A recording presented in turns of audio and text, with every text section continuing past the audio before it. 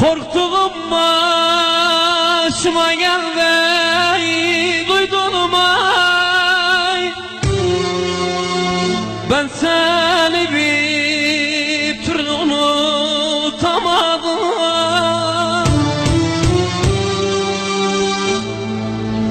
Korktuğum başıma geldi, duydun mu? Ben seni bir türlü unutamadım. Aradan kaç mevsim geçti saydın mı? Ben seni bir türlü unutamadım. Aradan kaç mevsim geçti saydın mı? Ben seni bir türlü unutamadım.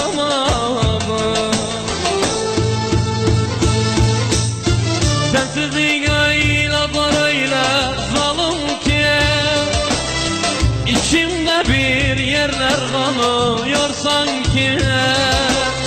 Bir başka yüreğe yar olamam ki. Ben seni bir türlü unutamadım. Sensizlik öyle parayla zalim ki İçimde bir yerler kanıyor sanki. Bir başka yüreğe yar olamam ki. Ben seni bir türlü unutamam.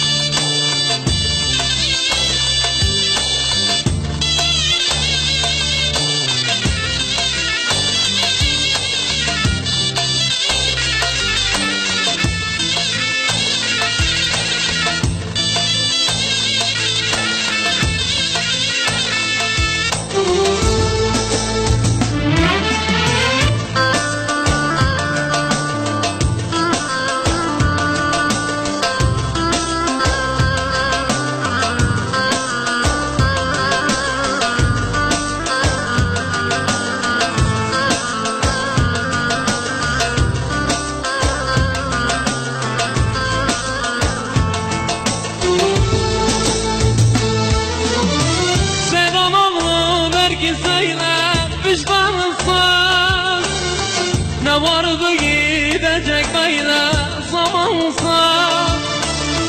Seyran oğlu der ki söyle vicdansız. Ne vardı gidecek böyle zamansız. Hiçbir şey yoluna gitmiyor sensiz. Ben seni bir türlü unutamadım. Hiçbir şey yoluma gitmiyor sensiz. Ben seni bir türlü unutamadım. Sensizlik öyle zor öyle zalim ki İçimde bir yerler kanıyor sanki. Bir başka yüreğe yar olamam ki. Ben seni bir türlü unutamadım. Sensizlik öyle zor öyle zalim ki İçimde bir yerler kanıyor sanki. Bir başka yüreğe yar olamam ki. Ben seni bir türlü unutamam.